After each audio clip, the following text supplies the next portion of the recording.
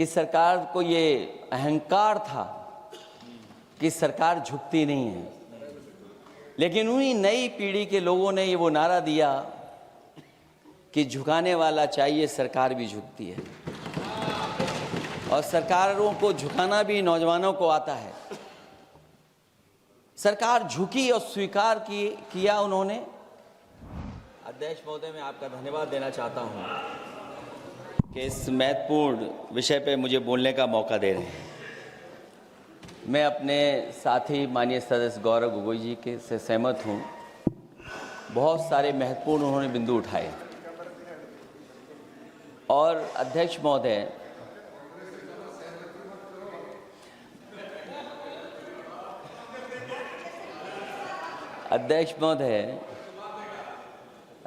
मुझसे ज़्यादा मेरे रिश्ते शायद हमारे विपक्ष के लोग ज़्यादा जान रहे हैं, और जितना विपक्ष के लोग नज़र रखेंगे, मैं समझता हूँ उतना रिश्ते और मजबूत हो जाएंगे।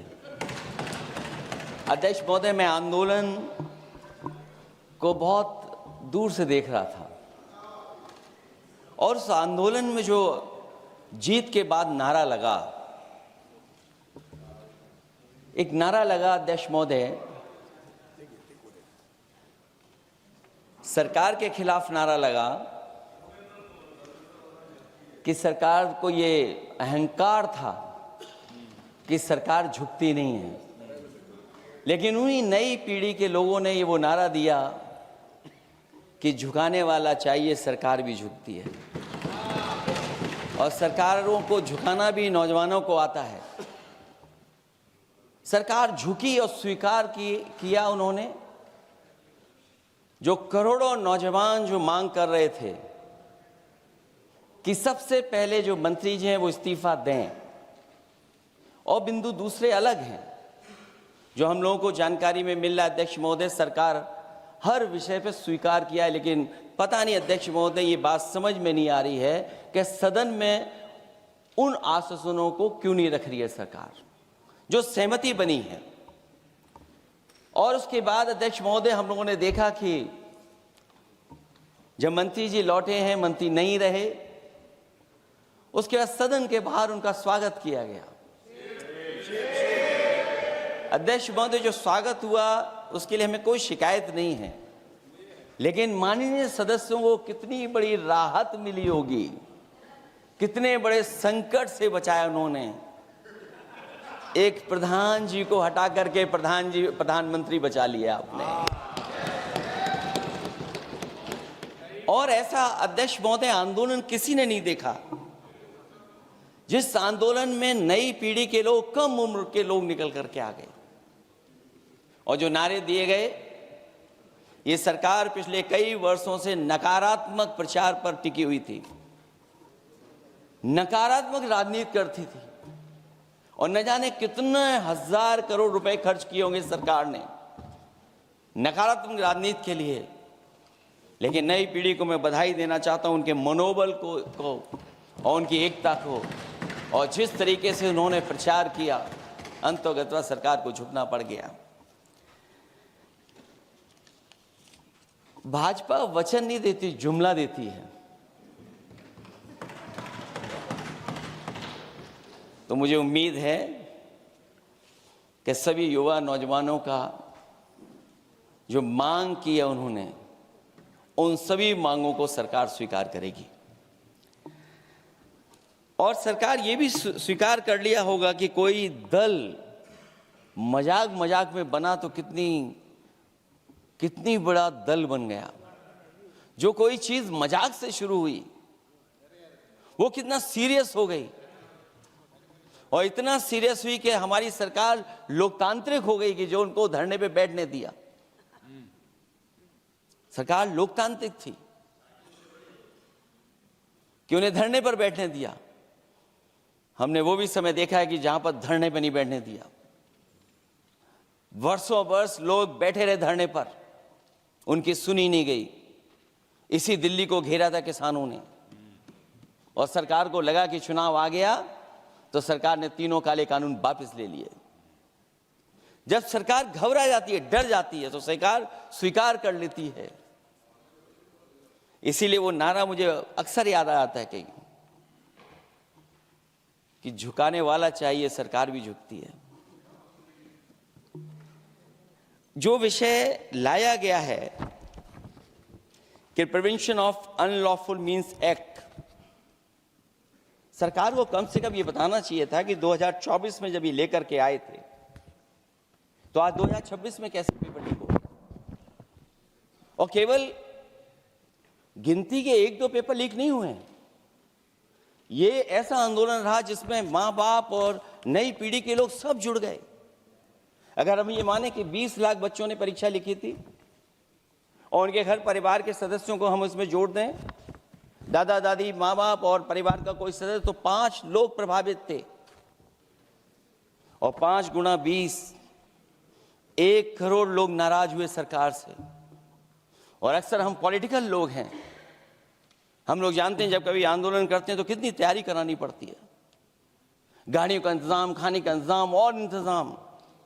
लेकिन ये पहला आंदोलन देखा कि जिसमें माँ बाप भी जुड़ गए और कहा कि जाओ बच्चों आंदोलन करो, हम आपके साथ हैं। ये पहला आंदोलन ऐसा देखने को मिला है। और केवल दिल्ली में नहीं हुआ ये, केवल दिल्ली में नहीं हुआ ये। अगर ये बात गलत है, अगर ये बात अध्यक्ष महोदय गलत लग रही है तो देश के होम मिनिस्टर साहब को ले आइए, वो सब एक्सप्लेन कर देंगे।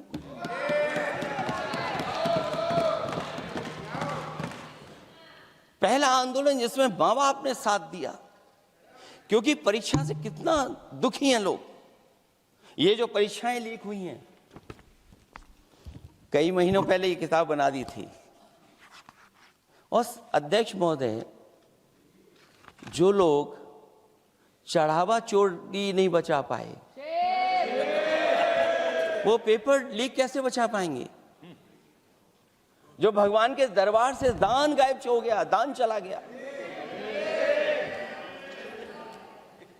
वो लोग पेपर लीक बचाएंगे? किस कानून को, जो कानून पहले बनाया उसी कानून का संशोधन करके लेकर आए? किसकी आंखों में आप धूल झोंक रहे हैं? और अगर कानून से बच रहा होता तो भाजपा की 10 साल की सरकार में 20 परीक्षाएं कैसे लीक हो गई? 20 परीक्षाएं लीक हुई अध्यक्ष महोदय, जिसमें कोर्ट तक जाना पड़ा, उसके बाद परीक्षा रद्द हुई है। दरोगा भर्ती का पेपर लीक हो गया, जूनियर इंजीनियरिंग के भर्ती का पेपर लीक हो गया, ग्राम विकास पंचायत अधिकारी का पर्चा लीक हो गया, नलकूप चालक भर्ती का, यूपी टीईटी का परीक्षा लीक हुआ। और एक बार नहीं हुआ, 3 बार पेपर लीक हुआ यूपी टेट का। हाई स्कूल बोर्ड का परीक्षा लीक कर दिया, इंटरमीडिएट की बोर्ड की परीक्षा लीक हुई, इंटरमीडिएट का फिर परीक्षा का लीक हुआ, कई बार हुई। सिपाही भर्ती लीक हुई। आप सोचिए कितनी परीक्षाएं लीक हुई हैं। और नीट परीक्षा कोई पहली बार लीक नहीं हुई, दोबारा लीक हो गई, कानून बनने के बाद लीक हुई। सहायक प्रोफेसर भर्ती लीक है, लेखपाल भर्ती लीक हुई। यूपी जैसे स्टेट, जो सबसे बड़ा स्टेट है, जहां से प्रधानमंत्री चुन करके आते हैं, वहां तक पेपर लीक हो जा रहा है। और जो संस्था परीक्षा एग्जामिनेशन करा रही है, वो एनटीए में भी आउटसोर्स कर दिया आपने। हम विपक्ष के लोगों को तो डर ये लगता है अध्यक्ष महोदय, कहीं ऐसा ना हो कि ये पूरी सरकार को आउटसोर्स कर दें। आउटसोर्स सरकार है, जो सबसे विश्वसनीय संस्था है, उसमें आउटसोर्स पे आपने कर्मचारियों को रखा हुआ है। किस बात की जवाबदेही है? यही अकाउंटेबिलिटी है आपकी?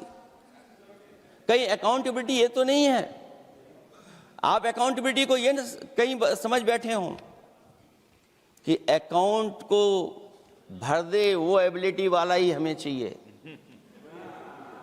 कहीं वो अकाउंटेबिलिटी तो नहीं है। आप बताइए, एनटीए को आउटसोर्स किया हुआ है आपने। जिस संस्था की जिम्मेदारी है महत्वपूर्ण परीक्षा कराने की, उसमें सब आउटसोर्स।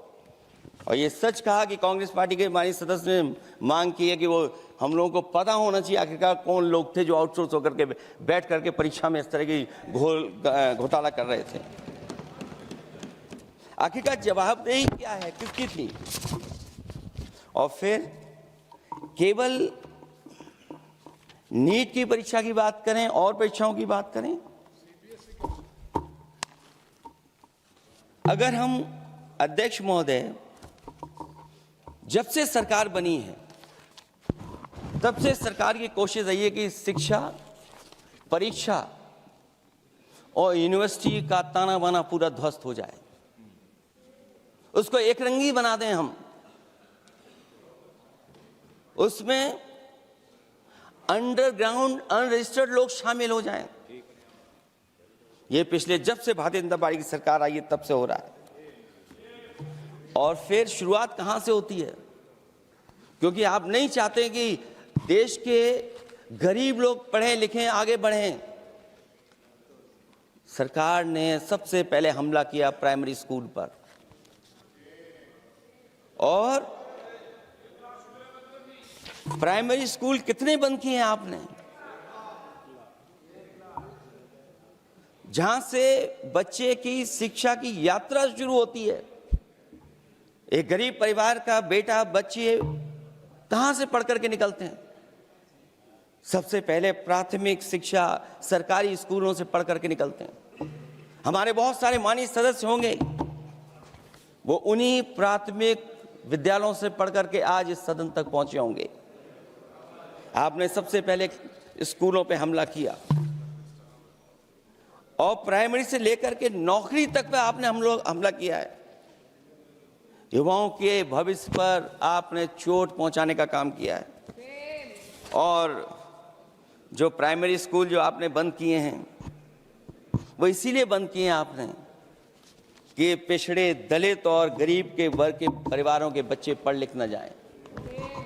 क्योंकि आज भी अगर हम देखते हैं प्राइमरी स्कूल में कौन पढ़ने जा रहा है? सबसे समाज के गरीब परिवार के बच्चे पढ़ करने जा रहे हैं। सबसे पहला हमला आपने वही किया, और इसीलिए किया क्योंकि नींव पर ही अगर हमला होगा तो ये आगे नहीं बढ़ पाएंगे। जो आंकड़े सरकार के बताए गए हैं, 1 लाख से ज्यादा सरकारी प्राइमरी स्कूल बंद कर दिए सरकार ने।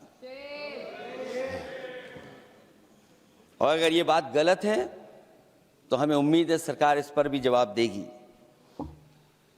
और अगर हम आंकड़े निकालें तो जो आंकड़े दिखाई दे रहे हैं, यूपी में सबसे ज्यादा प्राइमरी स्कूल बंद हुए हैं। और ये सरकार के आंकड़े हैं कि 7 लाख से ऊपर विद्यालय थे जो अब 6 लाख रह गए हैं। और यूपी में तो सबसे ज्यादा बंद हुए हैं। उत्तर प्रदेश में 26,386 सरकारी प्राइमरी स्कूल बंद कर दिए सरकार ने। और केवल प्राइमरी स्कूल बंद नहीं किए हैं, नौकरी पे भी हमला किया है। 69,000 शिक्षक भर्ती को लेकर के बड़े पैमाने पर घोटाला किया गया। और घोटाला इतना बड़ा है कि वो सभी कोर्टों में गए हैं और पिछले कई वर्षों से आंदोलन कर रहे हैं। कोई स्थान नहीं बचा अध्यक्ष महोदय जहां पर वो शिक्षक भर्ती के लोग न गए हों। मंत्रियों के यहाँ गए, आंदोलन किया है, हाई कोर्ट गए, सुप्रीम कोर्ट गए। लेकिन देखिए सरकार भी कमाल की है कि सरकार उनको नौकरी नहीं देना चाहती। और इसलिए नौकरी नहीं देना चाहती है क्योंकि उन्होंने भर्ती गलत की है, और भर्ती में जिन लोगों का अधिकार छीना है वो सबसे ज्यादा पिछड़े और दलित परिवार के बेटे, जिनका अधिकार इस सरकार ने छीना है। और ये अगर बात नहीं ठीक है तो हमें उम्मीद है कि सरकार इसका भी जवाब देगी। माध्यमिक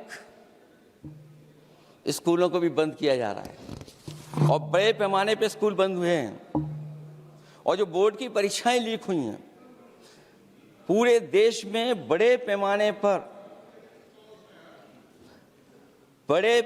पर बोर्ड परीक्षाओं के पेपर लीक किए गए हैं।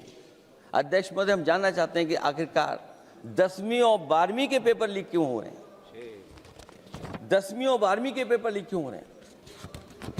इसके लिए अगर कोई सरकार के पास जवाब हो तो बताएं।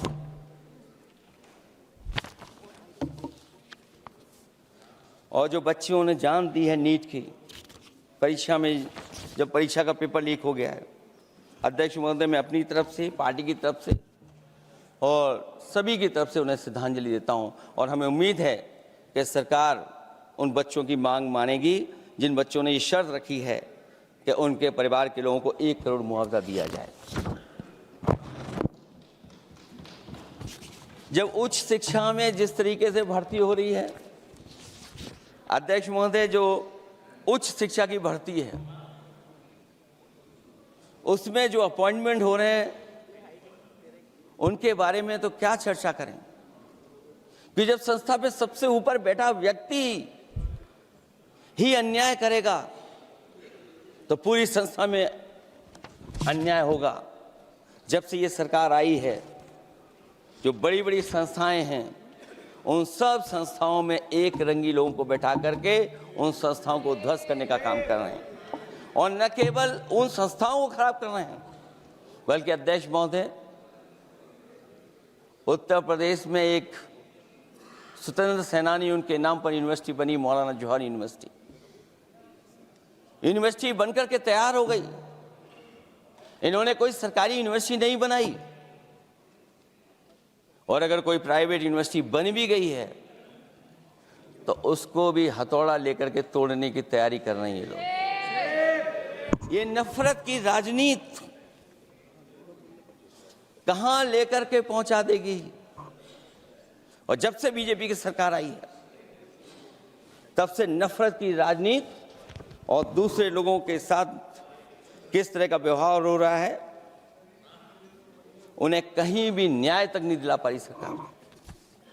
और जब नौकरी की बात आ जाए तो अध्यक्ष महोदय, अग्निवीर भर्ती में भी जो हर साल में कितनी भर्ती होती थी, कभी 80,000 भर्ती हुआ करती थी, अब भर्ती केवल 10,000 हो पा रही है।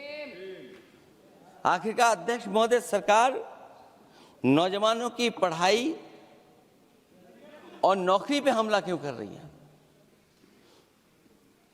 और नौकरी पे हमला क्यों हो रहा है? जब आप ये कहते हैं कि हमारे नौजवान हमारी डेमोग्राफिक डिविडेंड बन करके आए हैं, कहीं यही नौजवान हमारी आपदा न बन जाए, इसके बारे में भी सरकार को सोचना चाहिए। और मैं ये जरूर कहना चाहता हूं कि अध्यक्ष महोदय, अगर शिक्षा अच्छी होगी, परीक्षा सच्ची होगी, तो तरक्की भी पक्की होगी। और ये तरक्की नहीं चाहते हैं, इसीलिए शिक्षा पर और परीक्षा पर हमला कर रहे हैं। मैं इन्हीं शब्दों के साथ अध्यक्ष महोदय आपका धन्यवाद देता हूं। और जो बिल लेकर के आए हैं आप, बिल तो 24 में भी लेकर के आए थे आप, जो 24 में बिल लेकर के आए थे, उसके बाद नीट परीक्षा का पेपर लीक क्यों हो गया, ये आप बता देना मंत्री जी। आपको एक कानून बनाने के बाद दूसरा कानून बनाना पड़ रहा है, ये क्या वजह है? और आपको मंत्री जी का स्वागत इसलिए करना पड़ रहा है कि आपको संकट से बचा लिया। और अगर अखिलेश जी तो समाजवादी है। मैं पूछना चाहता हूं कि छात्रों का आंदोलन के बाद सरकार उनका बात सुन के पार्लियामेंट में बिल लेके आता है, ये अच्छा है, या जो आंदोलन होता है तो उसको कुचलने के लिए देश में इमरजेंसी लगा देता है, वो अच्छा? आप बता दीजिए।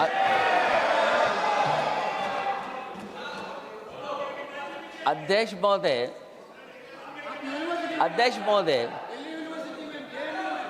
महोदय, मैं इमरजेंसी को तो नहीं देखा हूं, लेकिन इमरजेंसी में क्या क्या हुआ है वो अभी दिल्ली की राजधानी में भी देखने को मिल गया है। आंसू के गैस के गोले और लकड़ी में लगा हुआ कुछ कील का और कांटे की चीजें, उस समय करंट नहीं लगाया जाता था, इस बार करंट लगाया गया। तो ये इमरजेंसी के बराबर ही हुआ है हमला, कम नहीं है। इमरजेंसी से कम अन्याय नहीं कर रहे हैं आप लोग।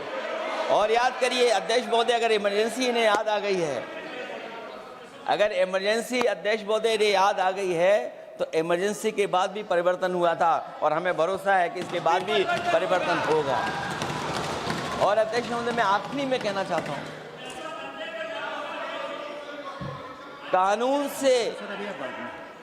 से नहीं, नियत साफ होगी तब नीट का परीक्षा साफ होगी। सवाल कानून का नहीं है, आपकी नियत साफ नहीं है। और जिस समय आपकी नियत साफ होगी तो परीक्षा भी साफ हो जाएगी। और हमारे साथी जो कुछ और बातें उठा रहे हैं, आज मौका नहीं है, आज मौका नहीं है, लेकिन आपको भगवान भी माफ नहीं करेंगे, क्योंकि आप चढ़ावा चोरी में शामिल हुए हैं। और चढ़ावा ही नहीं, जो गुप्त दान था वो भी चोरी हुआ है, गुप्त दान। और ये पाप की श्रेणी में नहीं आता है, महापाप की श्रेणी में आता है। Akhilesh ji bill pay. और अध्यक्ष महोदय, आखिरी में मैं इतना ही कहना चाहता हूं, शिक्षा की रक्षा के लिए जो आंदोलन हुआ है वो हमेशा आंदोलन जीतेंगे। बहुत बहुत धन्यवाद, बहुत बहुत आभार प्रकट करता हूं आपका।